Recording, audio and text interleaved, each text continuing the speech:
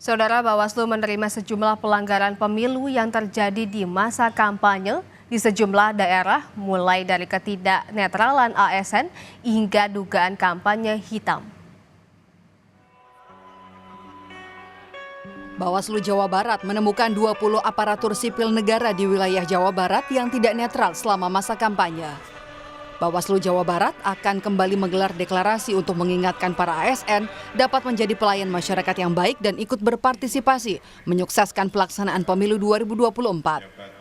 PJ Gubernur Jawa Barat B. Mahmudin juga mengatakan ASN untuk bersikap netral dalam melaksanakan tugas sebagai abdi negara.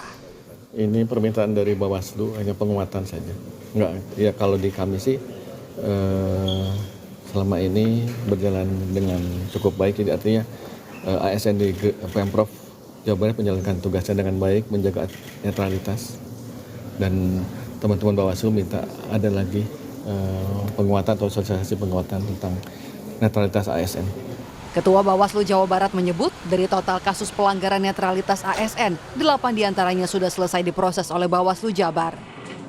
Bawaslu menggandeng Pemprov Jabar untuk terus mengingatkan ASN dalam upaya pencegahan keberpihakan jelang pemilu. 67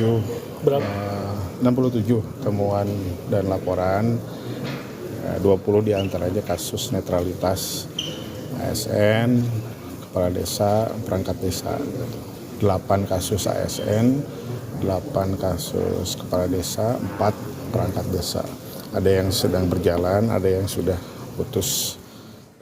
Bawaslu Jawa Barat mencatat ada 67 temuan pelanggaran selama masa kampanye pemilu 2024. Dari jumlah tersebut, ada 20 kasus yang melibatkan ASN, mulai dari camat, kepala dinas, kepala sekolah hingga penjabat wali kota. Saat ini, kasus-kasus pelanggaran itu masih berproses di Bawaslu. Jadi netralitas ASN itu kasusnya banyak, ada yang di Bogor, ada yang di Ciamis, Garut, berkaitan dengan ada yang dilaporkan ada camat, ada kepala sekolah, ada tenaga honorer Satpol PP yang kemarin yang di Garut, guru, ada PJ wali kota yang di Bekasi itu, terus ada kepala dinas kesehatan, ada guru.